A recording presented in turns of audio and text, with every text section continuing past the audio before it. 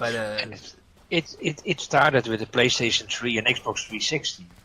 Yeah, well, they it made started with I was- the original Xbox, is where it Yeah. started. And the Yeah, PS3 with the, Microsoft wasn't started it all. yes, Microsoft with is Windows the one. Live. Yeah. See where that ended. Oh my god, that was horrible.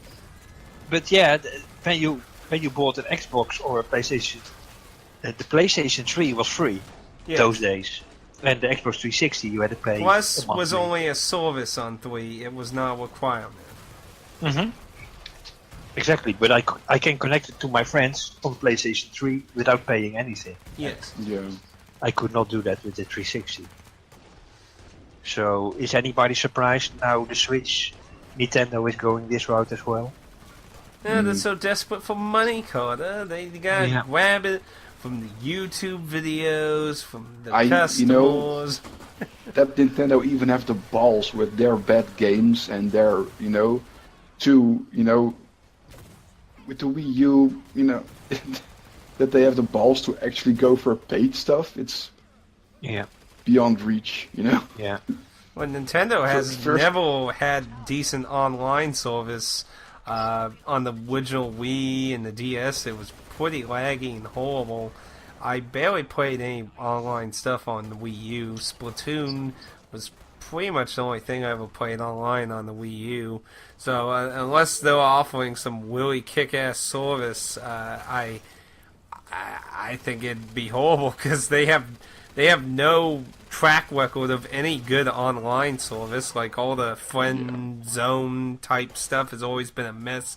Here's a friend code and here's a safety code and here's so you can't be some creepy stalker code and all kinds of weird shit. You can't just simply add. If you buy things digital on Nintendo, and you buy gone.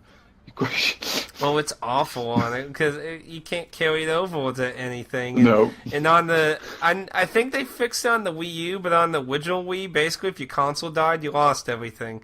You don't get like, hey Nintendo, I got a new system. Can I get all my shit? No, buy it all. No. Yeah, it's really, really bad. Oh my god. Yeah, and now it's cell phone based as well, so I'm gonna wonder how that ends. They should look at Steam, You can even share it on 3 PCs. Yeah. It's brilliant. Yeah, I have. My dad likes to play games as well.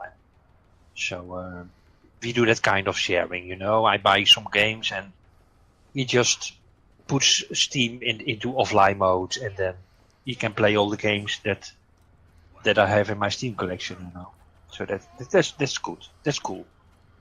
Mm-hmm. But the downside is I'm not an owner of any game in Steam. All those games are owned by Steam themselves, and I just got a license to play them, and that's really a downside. That's. I don't think so. I think Steam is a store, and as long as you buy a game, it's yours to play. Yeah, it's yours to play, but you are not the owner. Until they change the rules or somebody takes over Gabe's job and decides, I don't like how Steam runs. I think we need more microtransactions and internet paying services like Plus and that, and I think we need to be buddies with Ubisoft.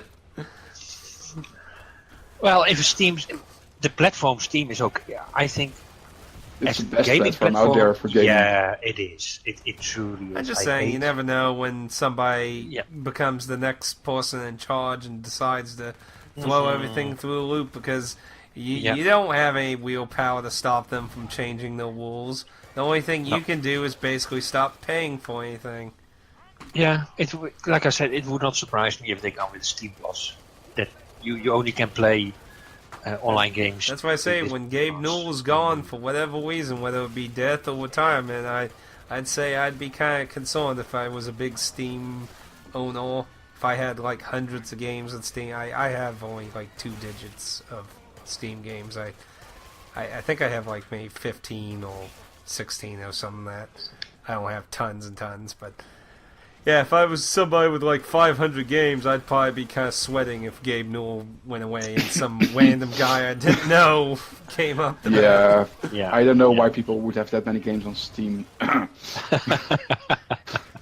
I would assume it's because even though I have my criticisms, I mean, there's no denying you can get some really good deals during sales. I mean, there's tons of times where this shit for like 10 cents. Yeah. Yeah. I mean, The deals- like on GOG, I have hundreds of games on GOG. Let me go look there, and the same thing. And to be fair, the same thing can apply to GOG. Somebody could take over and decide to fuck all the rules and things. But on GOG, I can back up my DRM free games. Yeah, you can just download them, so that's pretty cool. Yeah. I have 372 games on GOG, so I have a lot there, but not on Steam. I have one on GOG. One. And that's Wait, Witcher 3. let me take a guess. It's Yeah. Fallout. No. Damn, I guessed that because it was free on 2 occasions. Damn it. Ah. No, it was Witcher 3 because the physical copy you had installed to install GOG to play The Witcher 3. And yeah, I don't like. It's of course it's better because it doesn't have the DRM bullshit. But Yeah. I don't like the platform. All my friends are, and that's the I think that's power what they of were Steam. trying to do with GOG Galaxy. I think they're trying Yeah, to they mimic tried. Steam's kind of Yeah. community aspect. Yeah. Because Yeah, you don't yeah. have, before the Galaxy thing, you didn't have that really, aside from going to the Bailey community forums thing, Yeah. which is kind of limited to talk in. Yeah, but for the Yeah, community. what I liked about GOG is that they also, released all those Neverwinter Nights, stuff like that, Yeah, Oh, yeah, you which you got cannot lots of buy them. on Steam. Yeah. Plus, GOG, as far as I'm aware of, through digital means, was the first store to actually have a refund system prior to Steam doing it. We're almost out of time. Make your choices. As far as I know, none of the other digital stores offered that. No. At least I don't think Origin and Uplay offer that. See, I think it was GOG first, and then Origin, of all people, did it next. And then people were like, come on! EA's doing it, Gabe! What the fuck? EA is doing a refund policy? It's like, EA? What? I can't. Now you say I cannot believe it. That EA I'm has a pretty- refund policy? Okay, if you I'm pretty sure they did something after GOG, and then lots of people started shitting on Steam for not having something, because it's like, I mean, you seriously know something's wrong when EA did something positive. yeah, it doesn't sound right. I remember that so well. So many people just like, what the fuck, Gabe? And then Steam did something. Then I believe Ubisoft did something too of that. So, but as far as I know, GOG was the first to do something, and GOG's is simple as far as I understand. If it doesn't work, you can return it. If there's something wrong, like you can't see anything, there's some kind of interface issue with that, whatever with that. If it's not working properly, you can return it. As far as I know, it has nothing to do with time. Unlike Steam, where it's a 2-hour thing. Yeah. So if you sat on a black screen trying to get a damn game to work for 2 hours, then, well, I guess you're out of luck now. Yeah, you're out of luck. Yeah, the only exception was, to some people say, was No Man's Sky. Some people got their money after. See, I Quite a kept few hearing different more things hours. about that. Some people claim they AFK did, few. and others say that was lies and that Steam wouldn't Yeah. give it to them. Yeah, it's basically just rumors. So I've never really seen a actual, like, show like a receipt of I actually got my money back kind of thing with it. So I don't know if that's really true or just people just whispering a tale around, and it's just traveled around in a circle, and everyone's like, oh yeah, it must be true. But there certainly was a lot of people trying to get it for sure. And then and something else a lot of people have been trying to get wood torns with, what was it, ukulele? Yeah, there was a lot of people trying to get wood torns for that too. For a completely different reason though. Getting a money back on Kickstarter has been a very strange kind of thing.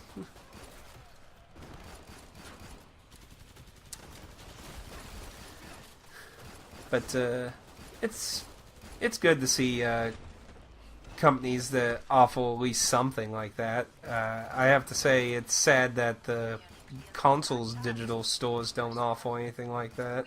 Which again, I don't know why people buy digital shit on consoles. I think they should be by law or something, you know.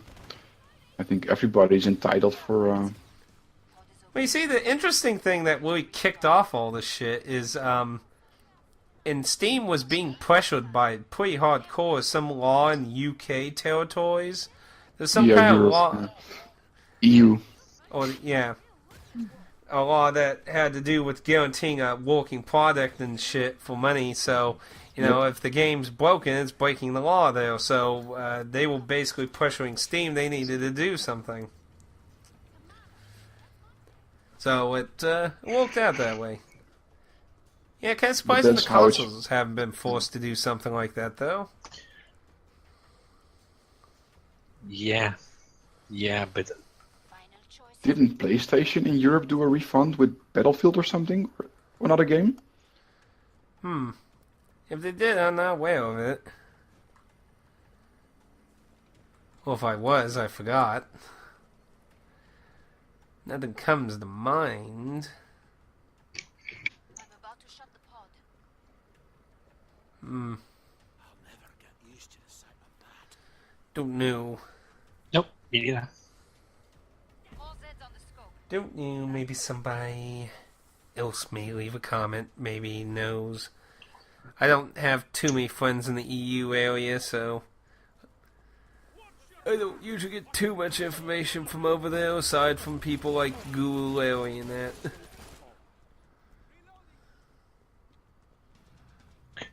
So, anybody wants to add something about Horizon Zero? For EU law, it's 14 days here that you can return by digital games.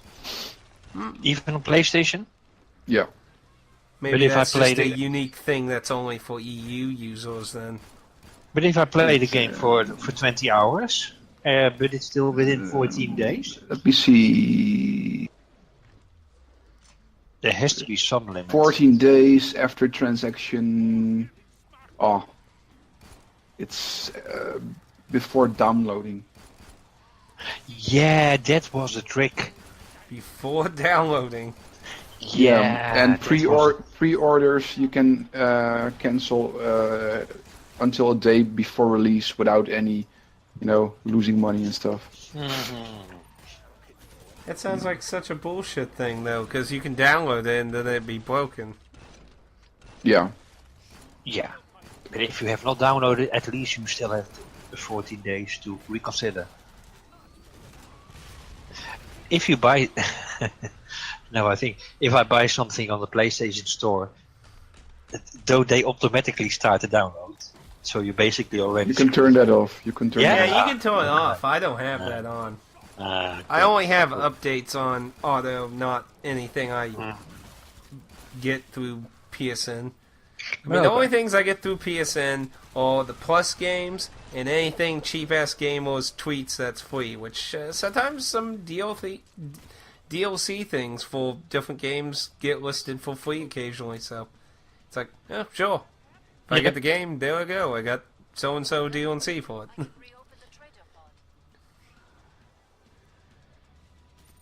Can't complain about free. No, never.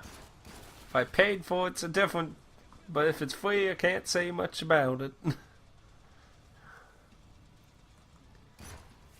On to the next one. Does anybody wants to say anything about Horizon Zero Dawn? I haven't played it yet. I've watched my friend Pixie play it some. The world map looks incredibly huge, and combat does look interesting because it looks like you can be crafty and like he had he had like a where he could attach ropes to some of his bows, so he could make like straight lines or attach them to the beasts and then to the ground to hold them in place or try and trip them and things. It looked interesting from what I saw. Don't know if it's my cup of tea of game, but I'm always willing to try something. Yeah, it looks really promising for a game, and with I like open world in games. I like RPG, and I like third person, so it ticks most boxes. Yeah. And plus, it looks quite fun to do. Yeah. Plus, Pixie told me that a lot of the characters you interact in with side quest stuff, as you complete their stuff, they become involved in the in-game part of the game. So that also sounds like an interesting aspect, as opposed to like Elder Scrolls, where it's like, well, I met 200 people I'll never ever see again. Yeah. To the next town. They come back sometimes to help you somewhere else. Indeed, that's quite awesome. Hurry up. And the battle system is really cool. I totally agree with that. There are so many options how you can fight monsters or mechanical beasts, which is awesome. And it's quite the opposite of Witcher 3 in so many ways. The game it is. I think Witcher 3 has very, very strong points in story and lore, and the world. But the battle system was not my favorite, and Horizon is just completely opposite. I think the story is okay. It's okay story. It's quite good, but it's nothing like Witcher 3 to my opinion. But the battle system is great. And that most of the time in these kinds of games you are engaged in exploring or doing battles, and that's really where this game shines. I think they really delivered a great game, and it's deserving all the praise that it gets. True.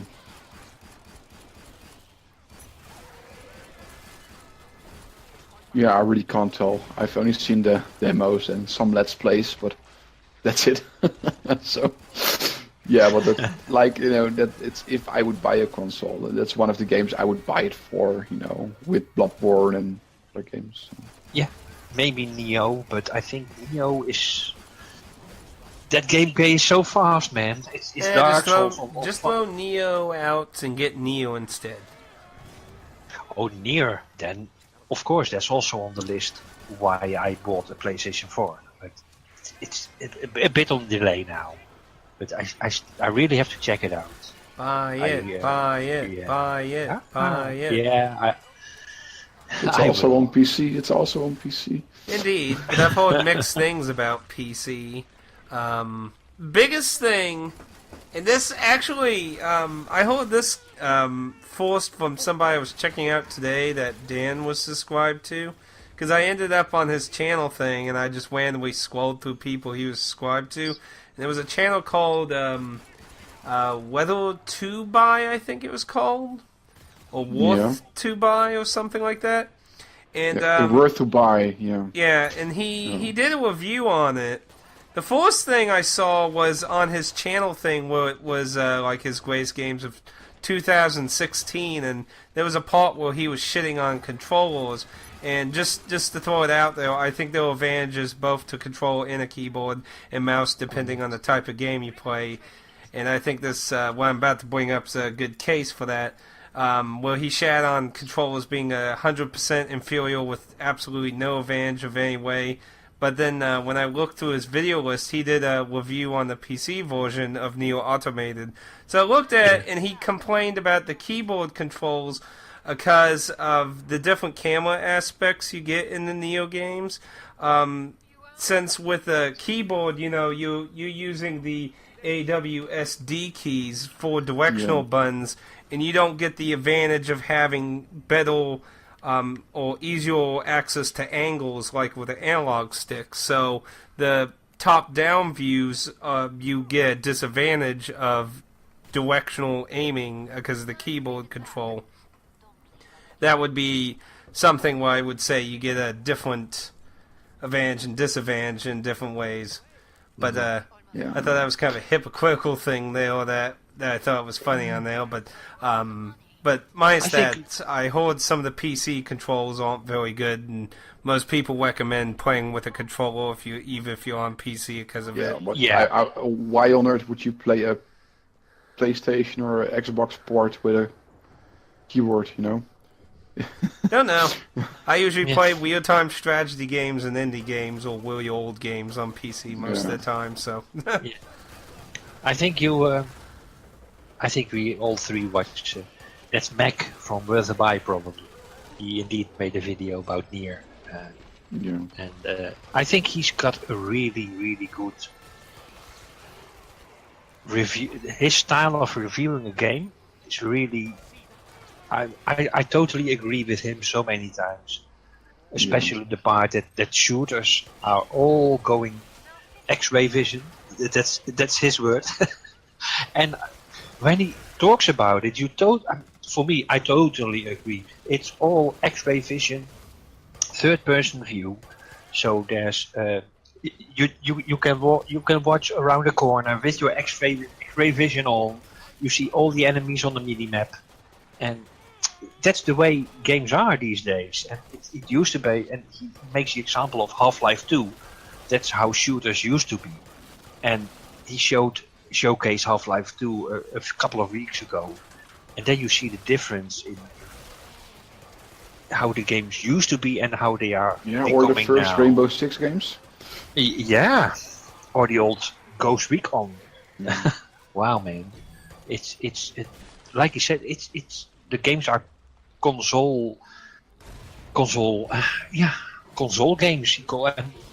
It's not to say something negative about consoles, but it's how the things are going. And, we gotta live with it. Why you need people that want the games more easy?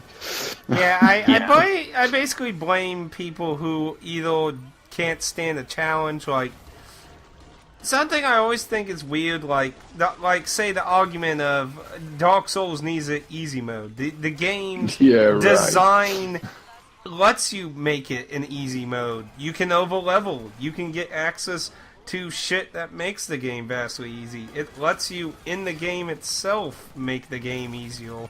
It doesn't need a simple option that makes everything, cut off 80% of their health because you selected a special mode thing. Like, I find it like stuff like Dark Souls, Shovel Knight, that in the game itself, you can make the game harder or easier by what you do, much more interesting than ticking a box on easy, normal, and hard. Yeah. But and really, Dark Souls isn't a hard game. You just need to, Yeah, roll. I don't even consider it that. Like, you want hard, go do like the true ending of Cave Story. You will know true hell then. It's like, I mean, it's a challenging game when compared to most modern games, but I would say most shit on the Super Nintendo and NES is so much freaking harder than any of the Souls games. True. DuckTales.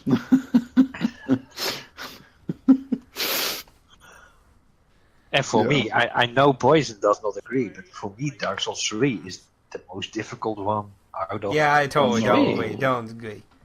Dark Souls 1 is really difficult. I would say Demon Souls and Dark Souls 1 be the harder ones. Unforgiving.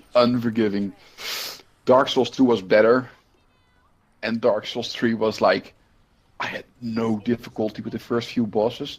But that's probably also because you played Dark Souls 1. Yeah, see, that's the thing with Dark Souls 2, Bloodborne, and Dark Souls 3 when I did videos on them. It's like, in a way, it's really hard for me to rate the difficulty because you could just excuse it for I'm overcautious because I'm used to the kind of things they do. So, you mean, like, is there going to be a boulder? Is there a death trap? Should I throw a prism stone down this hole and see whether I can actually live? Or, I'm aware of things more versus back when I first played Demon Souls and never had any experience at all in any of it. So it makes it kind of hard to say whether is it really easier, or is it just because I'm so used to it, it's easier for me. So it's tricky to say though, but I still don't think Dark Souls 3 is the hardest though. Yeah. Oh man, in the first area you'll get confronted already with those metal knights. I have no clue how they are called, but they fight like the pursuer does. You know what's They are funny? as hard as a pursuer. What's funny? So you're talking about the ones before the first boss? Yep. Yeah, see, You got one in the corridor. Those remind me of the knights in Demon Souls. There were blue and red-eye knights. The blue knights were normal, but red-eye knights were really hard to take down at a low level. But if you did, you got rewards for it. But they were usually armor. Yeah. But you would usually, normal people would usually fight them like mid or late game, go back to the older areas where the red-eye knights are in Demon Souls and be like, oh, this guy's blocking this NPC that has like this really cool-ass ancient armor and access to this demon sword thing I could use in the final boss. Cool. But, yeah, I kind of felt like maybe that was a reference to that, but I could also just be looking too much into it. Guys, I really need to go and walk the dogs, so I don't know if you'll be there when I get back. But they're just, you know... Yeah, I think we'll just continue for 20 more minutes, and you're back within 20. Of course, I'll be back in 20. Okay, then. Yeah, I'll mute my mic and I'll be back. Yeah. Yeah. Okay. See you later, mate. See you soon. Yes, for sure. So hasn't Ring of the City of Rings or Ring City hasn't it been released yet? As far as I know, it has been, or that, or a lot of people on YouTube have early access to it. Mm-hmm. Yeah, the 28th it was, I think. Yeah. I'm pretty sure it's out though. So I'm quite surprised that Poison isn't playing Ring City yet.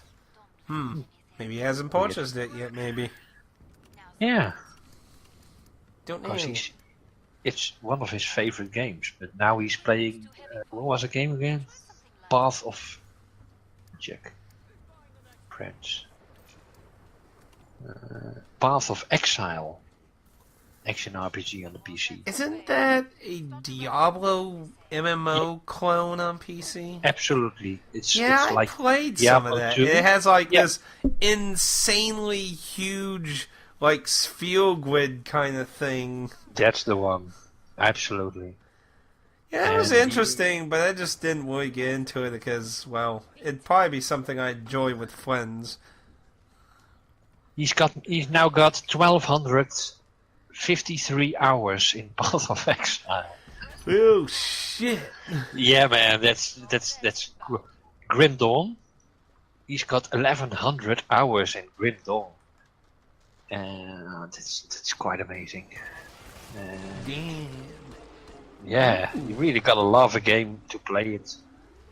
Ooh, So I just many saw hours. something I'm excited for on the Switch.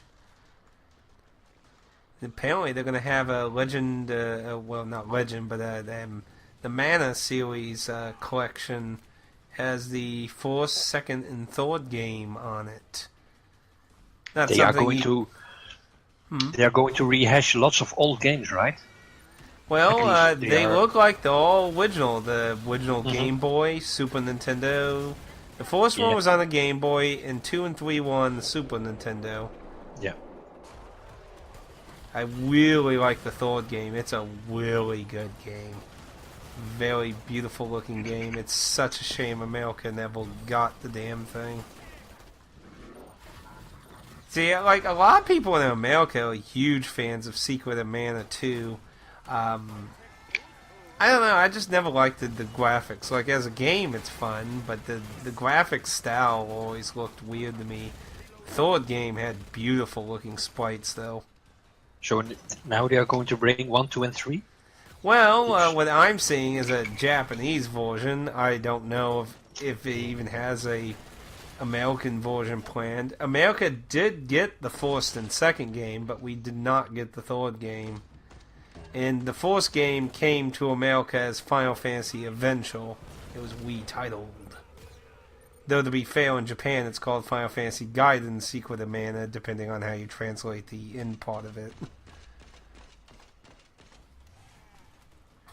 To be honest, weirdly enough, the first game, you have that, you have a Game Boy Advance remake of it, and it also has some mobile ports and shit. And then I think there was also a Vita port of based on one of the mobile versions or something. But I always liked the music from the original Game Boy game for some reason. Like, I hate all the GBA versions of the theme music for some reason. Like, the final boss theme sounds so much awesomer on the original Game Boy than the GBA for some reason.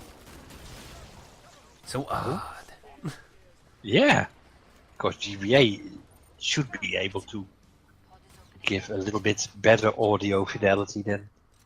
I just don't like how they mixed it, I guess you could say. I don't know, it just sounded more epic on the original Game Boy's version. But that's not necessarily something to go buy a Switch. If I end up with a Switch, that would be something I'd be excited to get for it, but not to buy a Switch. Yeah. Cover art looks gorgeous. If it does come in America, they better keep that.